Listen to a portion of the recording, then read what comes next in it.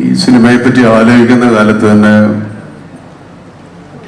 ഷൗക്കത്തിൻ്റെ അടുത്ത് ഞങ്ങളിങ്ങനെ സിനിമ എടുക്കണം, പിള്ളേർ സിനിമ പഠിച്ചു, ഒരാൾ ആക്ടിങ് പഠിച്ചു, ഒരാൾ ഡയറക്ഷൻ പഠിച്ചു, എങ്ങനെയെങ്കിലും സിനിമയിലെത്തണം. ഞാൻ പറഞ്ഞ ഷൗക്കത്തെ ഇത് അങ്ങനെ എളുപ്പത്തിൽ കയറാവുന്ന ഒരു പരിപാടിയല്ല, ഞാനൊക്കെ ഇപ്പോഴും സ്ട്രഗിൾ ചെയ്യുക.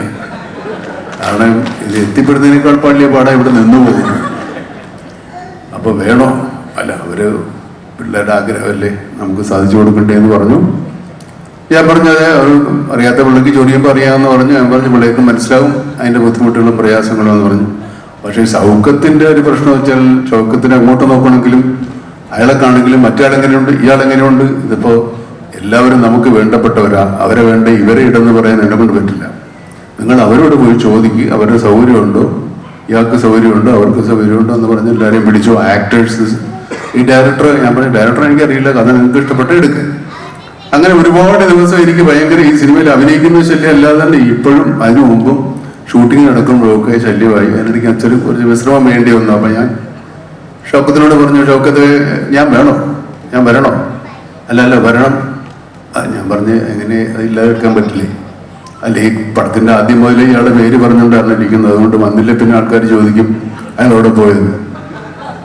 അപ്പം പിന്നെ എന്തുവാവട്ടെ എന്ന് പറഞ്ഞ് ഞാൻ അഭിനയിക്കാൻ വന്നു. എനിക്കാണെങ്കിൽ ഗാഥയുടെ ആദ്യം എന്തൊക്കെ പറയണമെങ്കിൽ കുറേ സമയം എടുക്കും. അതുകൊണ്ട് ഞാൻ പറഞ്ഞു, ഞാൻ നിങ്ങളെ വിശ്വസിച്ചിറങ്ങുകയാണ് മക്കളെ, എനിക്കിതിനെപ്പറ്റി വലിയ വെളിപാടൊന്നുമില്ല. അങ്ങനെ അവർ പറഞ്ഞ പോലെ കാണിച്ചു ഞാൻ. അത്രേ ഉള്ളൂ സിനിമയിൽ. ഈ വോൾട്ടർ എന്ന് പറഞ്ഞ കഥാപാത്രം ഞാൻ മനസ്സിലാക്കിയത്, ഇയാള് ഈ കുട്ടികളുടെ ചെറുപ്പത്തിലെ ഹീറോയാണ്. ഇടയ്ക്കകത്ത് അയാൾ നാട് വിട്ടു പോയിരുന്നു. കൊച്ചിക്കാരാണ് എല്ലാവരും. അത് കുറെ കാലം കഴിഞ്ഞതിന് ശേഷം തിരിച്ചു വരുന്നത് ആ കുട്ടികളൊന്ന് സർപ്രൈസ് ചെയ്യിക്കാൻ വേണ്ടി തന്നെയാണ്. പക്ഷെ അവരന്ന് കണ്ട ആ വേഷത്തിലും രൂപത്തിലും അന്ന് ഇയാളുടെ ഇവിടുന്ന് പോയ കാലത്തുള്ള കൊച്ചി ഭാഷയുമൊക്കെയാണ് ഇയാൾ സംസാരിച്ചുകൊണ്ടിരുന്നത്. അത് വന്നതിന് ശേഷം ഒരിക്കലും അവർക്ക് അവരുടെ ഐഡന്റിറ്റി പോകാതിരിക്കാൻ വേണ്ടി ആ ഭാഷ സംസാരിക്കാനും ആ രൂപം വരുത്താനും ഒക്കെ ഞാൻ ശ്രമിച്ചിട്ടുണ്ട്. അത് ഇപ്പം കൊച്ചിയിലുള്ള ഭാഷയിലല്ല അയാൾ സംസാരിക്കുന്നത്, കുറേ കാലം മുമ്പുള്ള കൊച്ചി ഭാഷയാണ് സംസാരിക്കുന്നത്. അപ്പോൾ ചിലപ്പോൾ ഇപ്പോഴത്തെ പിള്ളേർക്ക് ചിലപ്പോൾ ഇത്തിരി കണക്ഷൻ പോയെന്ന് വരാം, പക്ഷേ അതങ്ങനെ കണ്ടാൽ കണക്റ്റ് ആവും.